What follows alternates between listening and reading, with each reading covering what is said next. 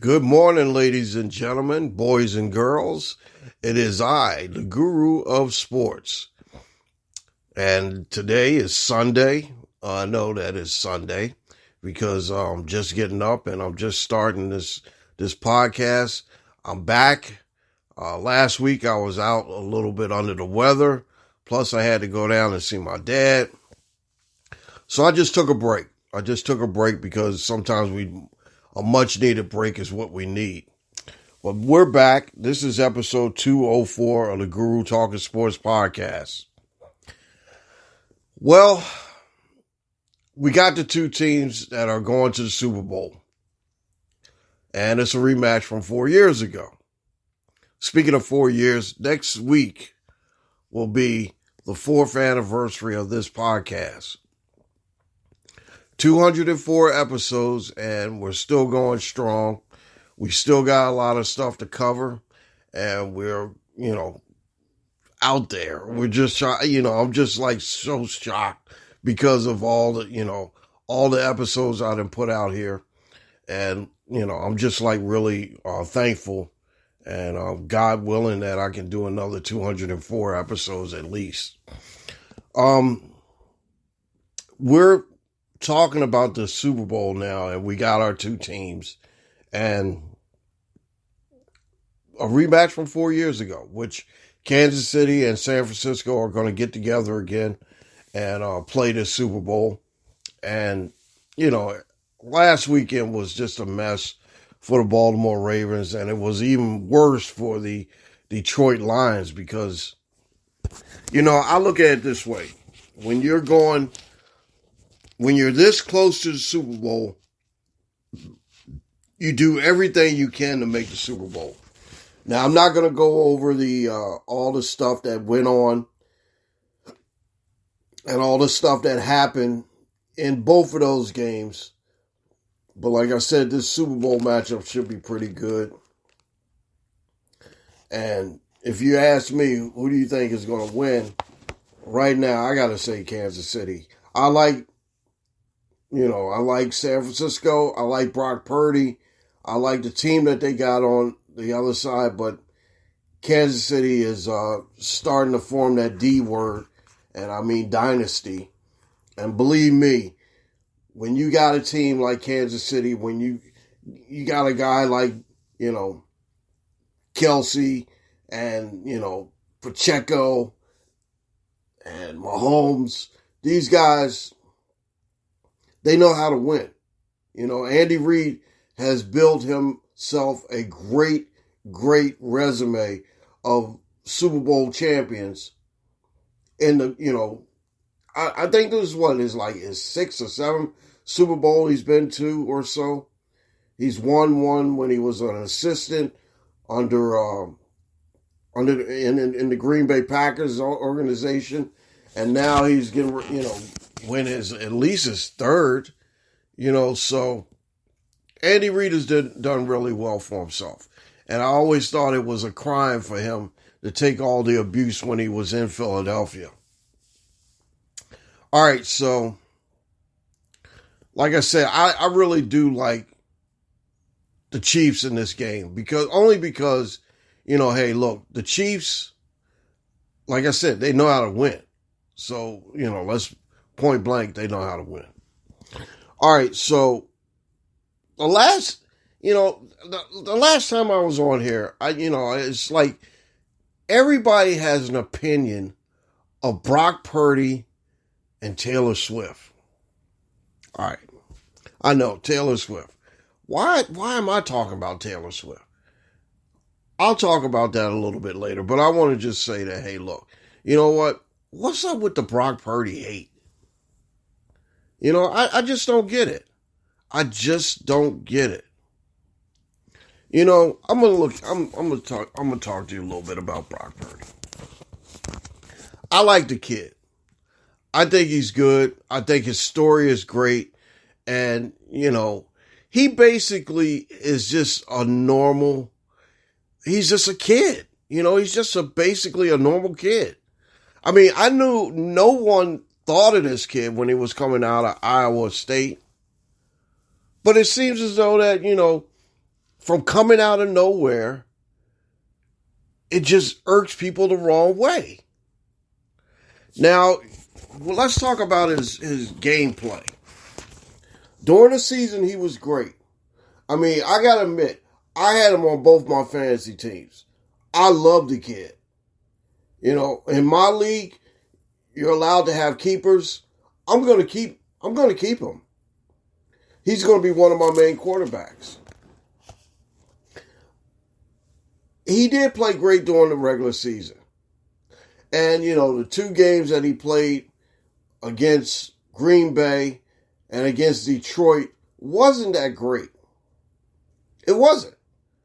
You know, and everybody in the world now is saying, what is wrong? What is wrong with him? I think he's a good kid that's played a great game to get his team to where they needed to be. If someone want to say, hey, look, is he a game manager? Yeah, he's a game manager.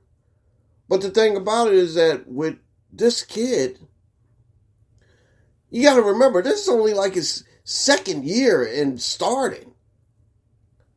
And I don't understand why all the hate towards him.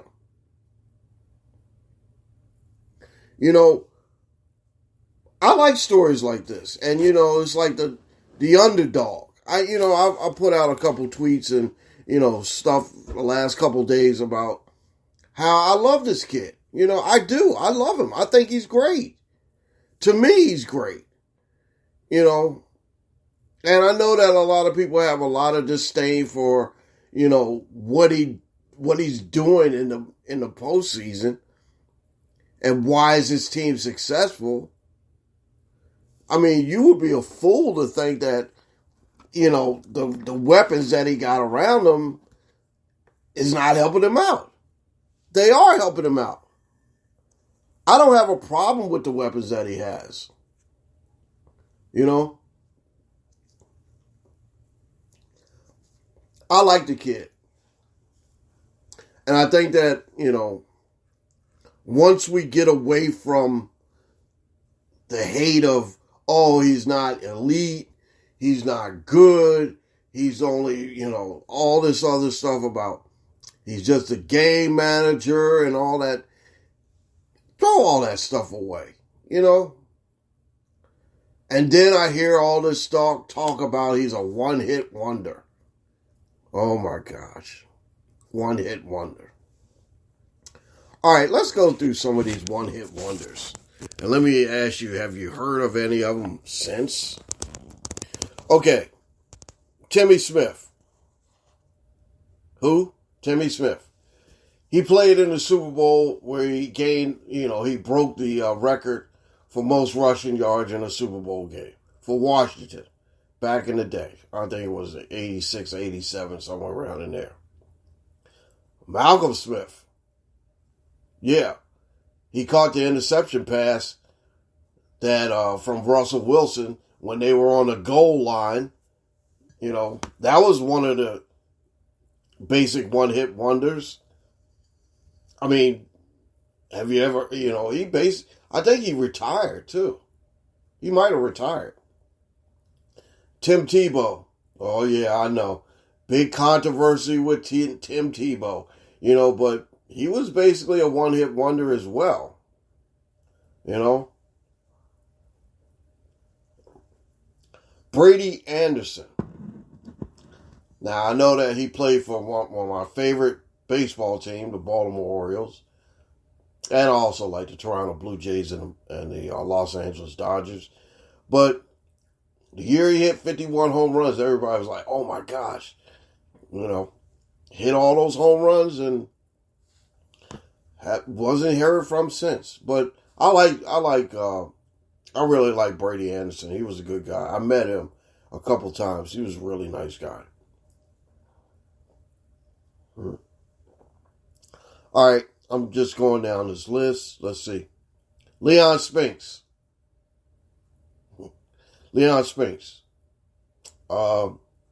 Yeah, one-hit wonder. When he won I guess he won the heavyweight belt And everybody was like really, really shocked or whatever. So anyway, Buster Douglas, speaking of another boxer, Buster Douglas, yeah.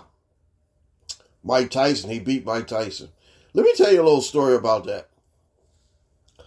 I actually met Mike Tyson back in 1990, in a club. And I walked, he walked by me and I said, hey, champ, how you doing?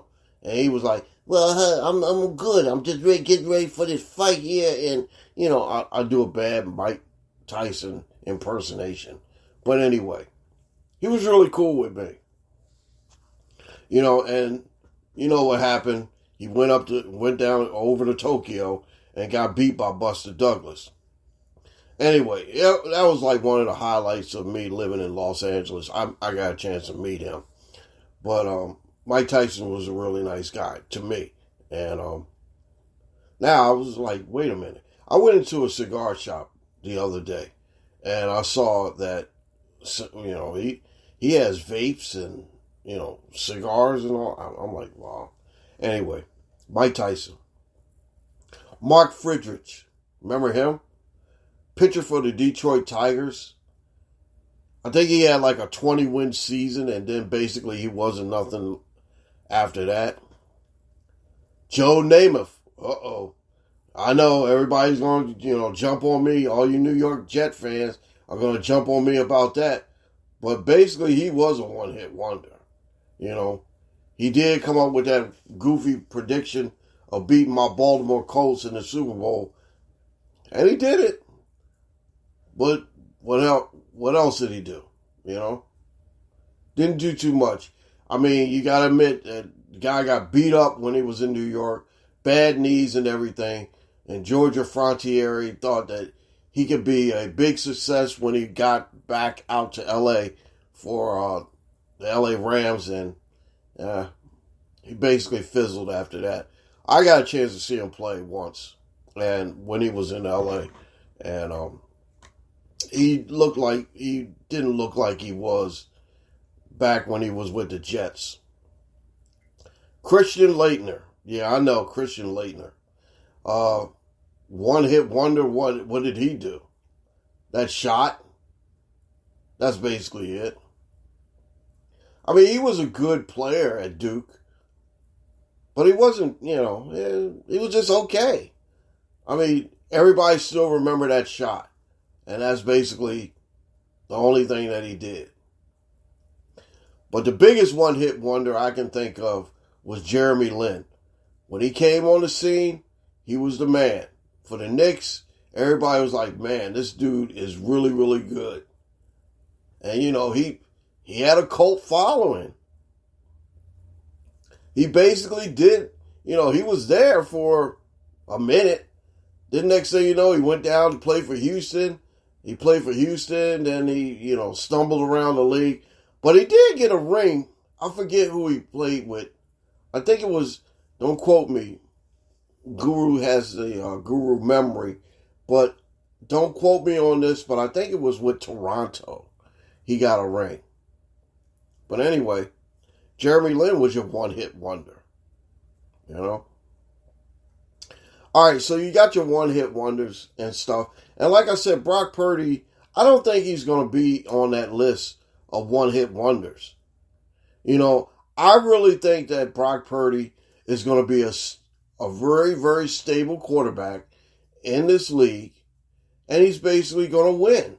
And see, that's and there's the word, I didn't even get a chance to bring it up, but the dude knows how to win. Yeah, I mean, hey, if you're on a team with all that firepower, you're going to win games. Now, I hate to say this to the Philadelphia fans, and I know Philadelphia guys, you think I hate you guys. I don't hate you guys. I just tell it like it is. And let's be realistic. If Brock Purdy wouldn't have got hurt last year in the NFC Championship, this Super Bowl would have been a repeat.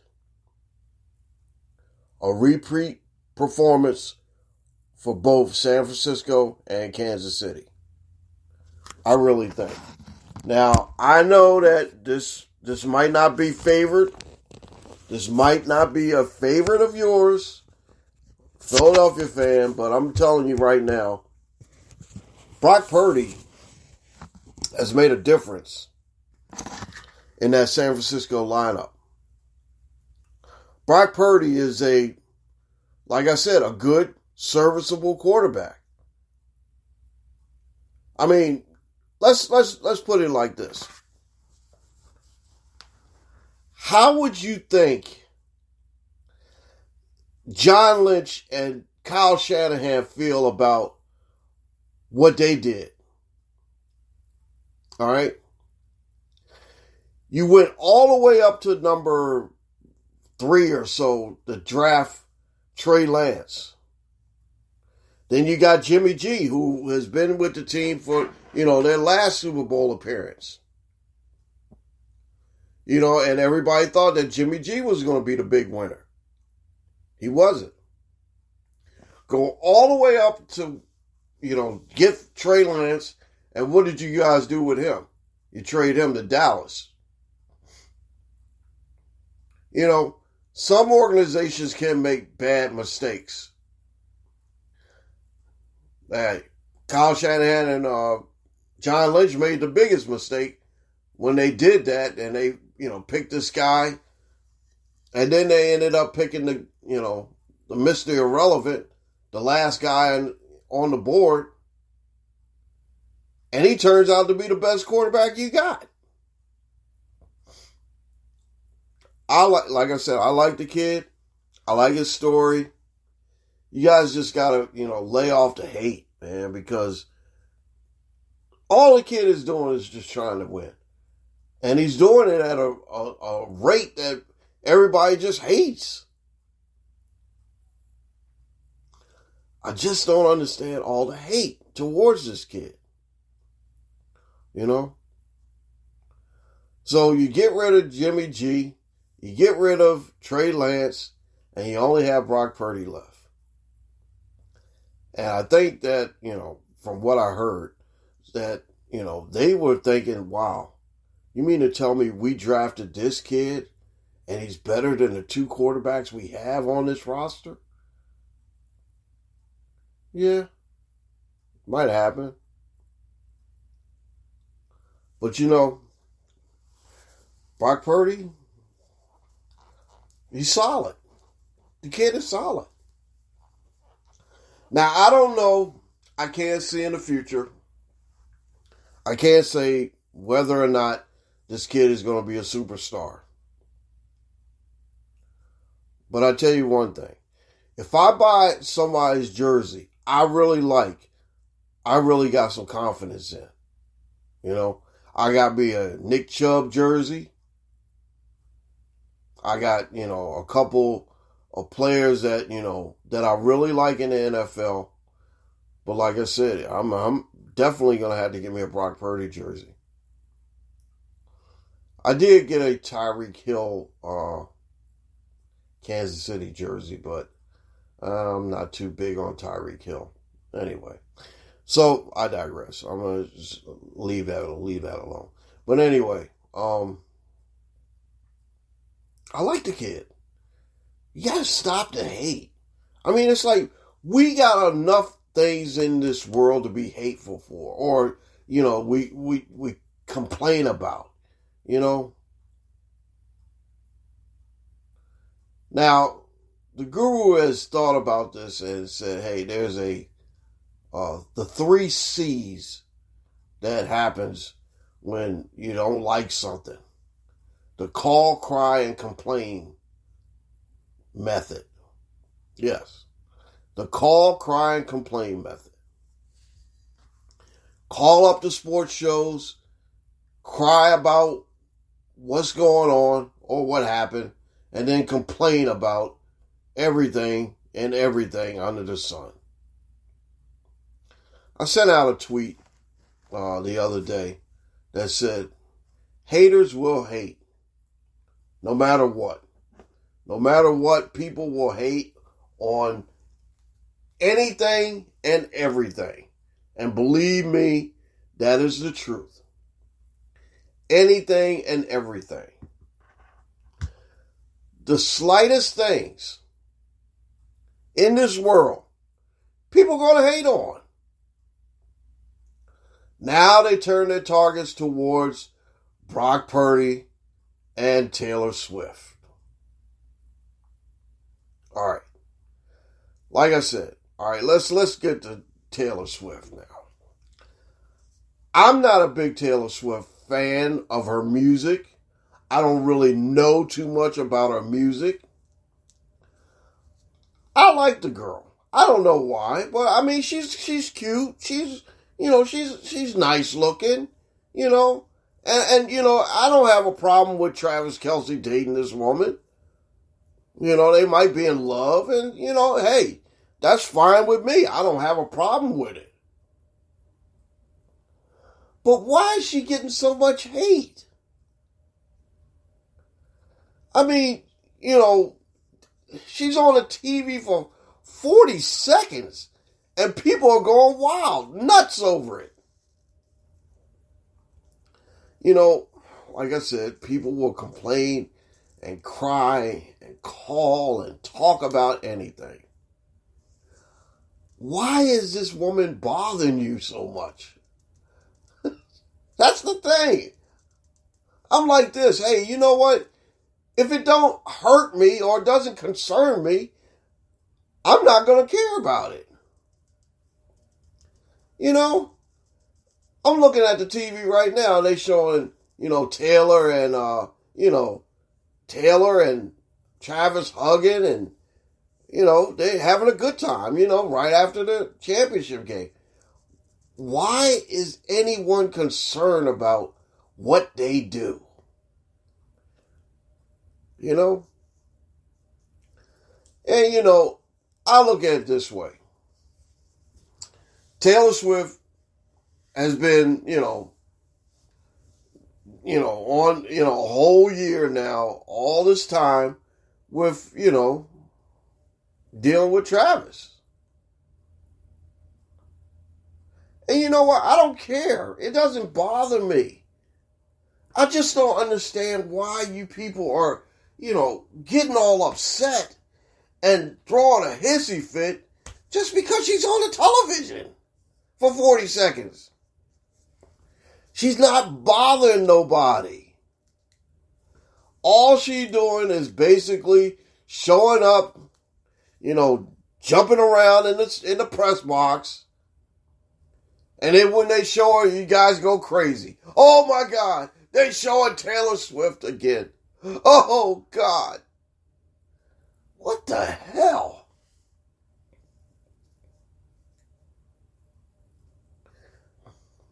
She loves Travis. And I don't have a problem with it. Why? Is it because she's getting so much attention? Or is she becoming the biggest star? I know she done went on her tours and everything, and she, has been selling out and doing this tour thing that she does. And, everything. I mean, what is it? Jealousy?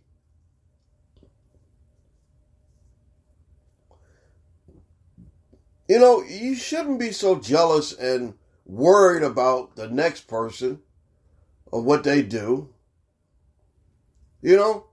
Because the thing about it is that, hey, look, I got problems on my own. I got things I got to deal with on my own. I ain't got time to be sitting up worried about what Taylor Swift is doing on the television for 40 seconds. I tell you, this, the most idiotic, brainless thing that you can think of is having hate against these two people.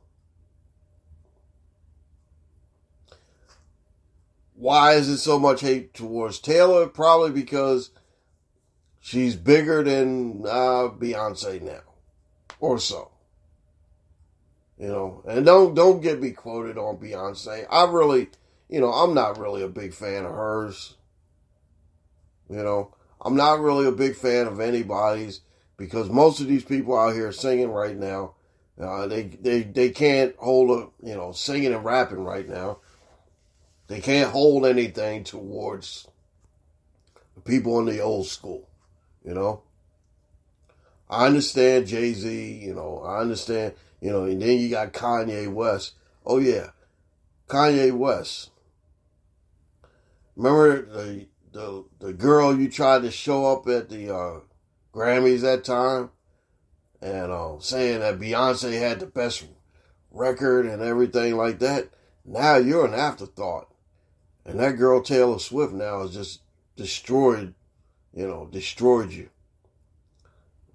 They don't even talk about you anymore. I don't really care because I'm not a big Kanye West fan anyway. Like I said, I like old school.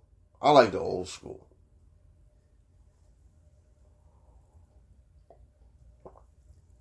So,